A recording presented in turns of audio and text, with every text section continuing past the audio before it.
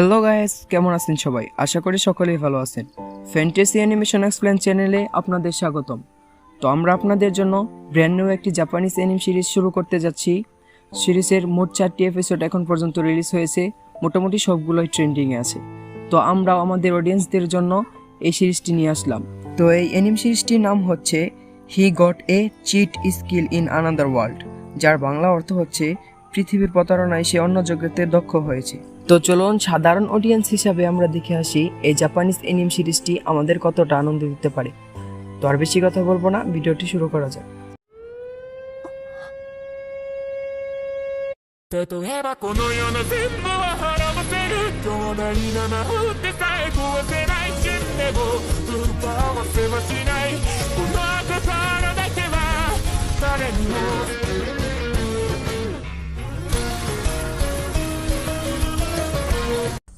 তো এই এপিসোডটি শুরুতে আমরা এই সিরিজের মেইন ক্যারেক্টারকে দেখতে পাই, যার নাম ইয়োয়া। সে বলছিল এই পৃথিবী আমাকে কোনোদিনও মেনে নেয়নি। আমি একজন সাধারণ মানুষ হিসাবে সবার সাহায্য করতে চেয়েছি, কেউ আমাকে কোনো সম্মান দেয়নি। আর মানুষ আমাকে সম্মান দেখ আর না দেখ, আমি তাই করব যা আমার দাদা আমাকে উপদেশ দিয়ে গেছে।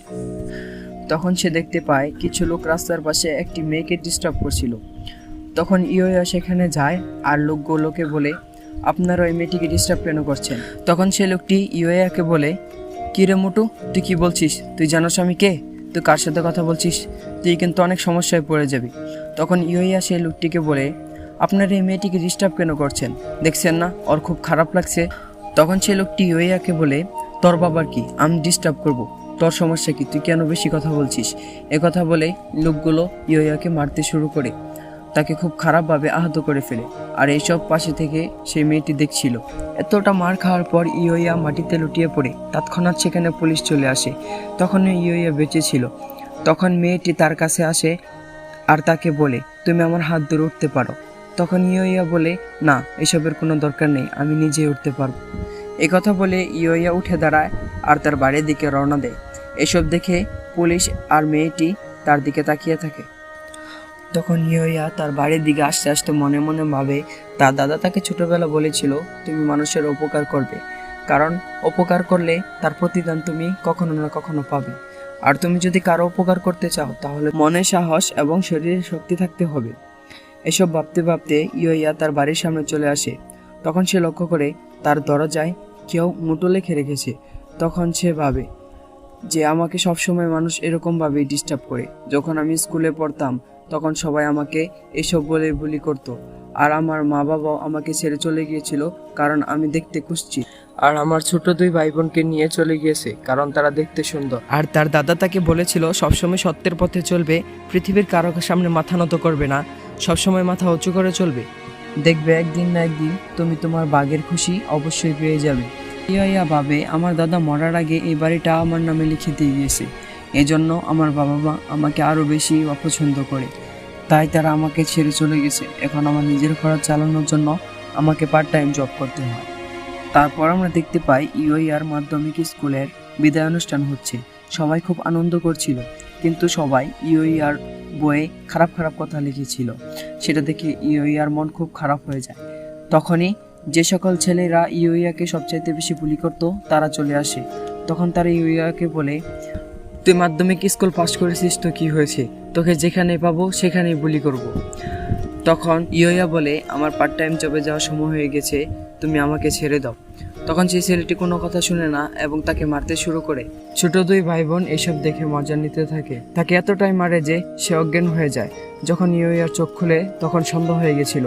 সে দৌড়ে তার দোকানে যায়। তখন দোকানের মালিক তাকে বলে, কালকে থেকে তুমি আর আসবে না, তুমি আজকে খুব দেরি করে ফেলেছো। তারপর আমরা দেখতে পাই ইয়োয়া তার বাড়িতে বসে নুডলস খাচ্ছিল এবং সে অনেক ডিপ্রেশনে ছিল। তারপর সে বাথরুমে যায় এবং আয়নাতে তার মুখ দেখে। তখন সে রাগে আয়নাতে ঘুষি দিতে থাকে আর বলে, এই গ্র্যাজুয়েশন করে আমার কি লাভ, যেখানে মানুষ আমাকে কোনো সম্মানই দেয় না। তারপর সে আয়নার পাশে থাকা দেয়ালটিতে একটি ঘুষি মারে। সেখান থেকে একটি সিক্রেট দরজা খুলে যায়। ইয়োয়া ভিতর প্রবেশ করে আর সেখানে অনেক আজব জিনিস দেখতে পায়। তখন সে মনে মনে ভাবে, আমার দাদা তো বিশ্বের অনেক জায়গায় ঘুরে বেরিয়েছে আর সে অনেক আজব আজব জিনিসও আনছে আমার জন্য। মনে হয় এগুলোই সেই জিনিস যা আমি আগে কখনো দেখিনি। তখন ইয়োয়া তার সামনে আরেকটি সিক্রেট দরজা দেখে এবং সে সেটি খোলার পর সে ভিতরে যা দেখে তা দেখে সে একদমই অবাক হয়ে যায়। সে ভিতরে ঢুকতে সেখানে একটি সিস্টেম অন হয়ে যায়। সেটা দেখার পর ইয়োয়া বলে, এটা আবার কি? এরকম জিনিস তো আমি আগে কখনো দেখিনি। যদিও এটা আমার ঘরের সাথে সম্পর্কিত, কিন্তু এটা তো একটি আলাদাই দুনিয়া, এটা কিভাবে সম্ভব? সেখানে জাপানিজ ভাষায় কিছু লেখা ছিল। সে লেখাটি পড়া মাত্রই তার সামনে আরও অনেকগুলো সিস্টেম অন হয়ে যায়। সে সেখানে দেখতে পায় মানি উইথড্র করার মতো একটি অপশন আছে, কিন্তু সে বুঝতে পারে না মানি কীভাবে উইথড্র করবে।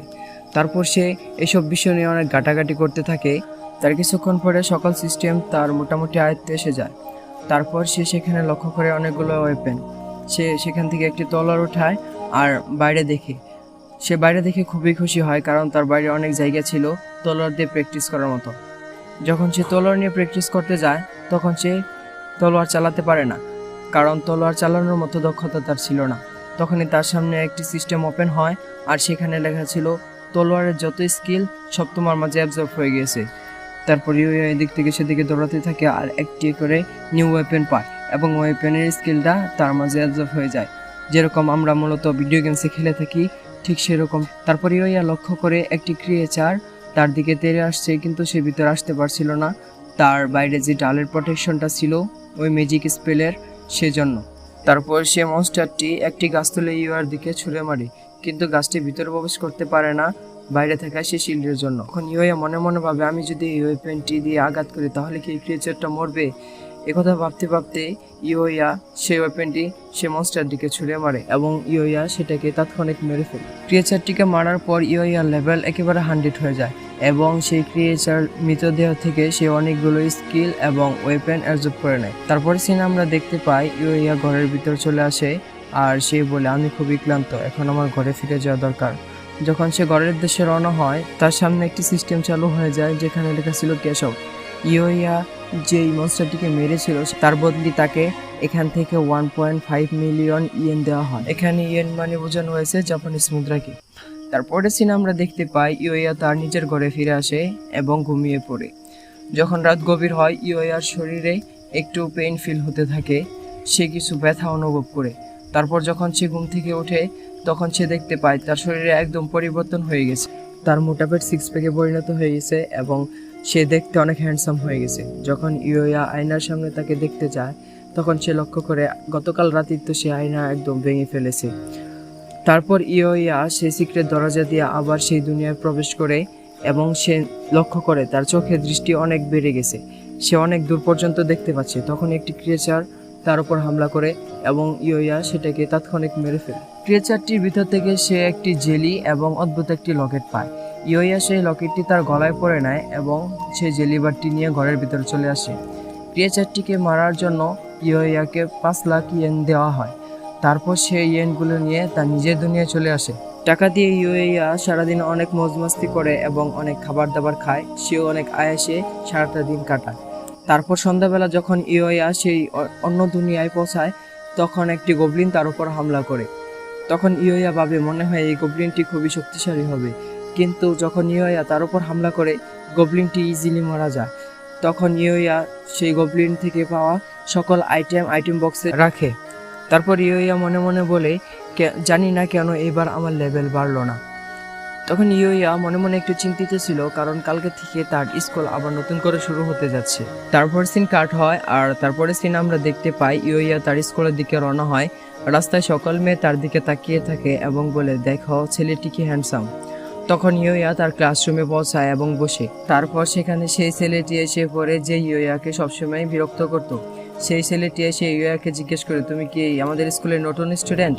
তখন ইয়োয়া বলে যে না, আমি কোনো নতুন স্টুডেন্ট না, আমি তো হচ্ছে ইয়োয়া, তুমি কি আমাকে ভুলে গেছো? তখন সেখানে থাকা আরও স্টুডেন্টরা তার কাছে এসে তাকে ঘিরে ধরে এবং জিজ্ঞেস করতে থাকে, তুমি কি সত্যি সেই ইয়োয়া যে দেখতে অনেক মোটো ছিল? তারপর ইয়োয়া তাদের কথা শুনে অনেকই কনফিউজ হয়ে যায়। তখন সে ওয়াশরুমে যায় আর প্রথমবার তার চেহারা আয়নায় দেখে সে একদম অবাক হয়ে যায়। তারপর পোস্ট ক্রেডিট সিনে আমরা দেখতে পাই স্কুলের গেটের বাইরে সকল স্টুডেন্টরা ইয়োয়াকে ঘিরে ধরে দাঁড়িয়ে আছে আর তারা জিজ্ঞেস করছিল, তুমি কি সেই ইয়োয়া যে কালকে পর্যন্ত অতটা মোটো ছিল? আর তুমি যদি সেই ইয়োয়া হয়ে থাকো তাহলে তুমি নিজেকে কিভাবে পরিবর্তন করলে, কিভাবে সম্ভব এটা? তখন ইয়োয়ার ছোট দুই ভাই বোন তার কাছে আসে এবং তাকে বলে, তুমি যাই করো না কেন, তুমি আমাদের আগে যেতে পারবে না। তারপর আমরা লক্ষ্য করি সেখানে একটি গাড়ি এসে দাঁড়ায়, আর গাড়ি থেকে একটি সুন্দরী মেয়ে নেমে আসে, আর গাড়ি থেকে নেমে সেই মেয়েটি ইয়োয়াকে হাই বলে। আর এখানে প্রথম এপিসোডটি শেষ হয়ে যায়। তো বন্ধুরা, কেমন লাগলো এই ব্র্যান্ড নিউ জাপানিজ এনিমে সিরিজটি? কমেন্টে জানাতে অবশ্যই ভুলবেন না। ভিডিওটি ভালো লাগলে লাইক করবেন আর চ্যানেলটি সাবস্ক্রাইব করে আমাদের পাশে থাকবেন। জলদি আমরা এর দ্বিতীয় এপিসোডটি নিয়ে চলে আসব। তো ততক্ষণ পর্যন্ত সকলে ভালো থাকবেন, সুস্থ থাকবেন। আল্লাহ হাফিজ।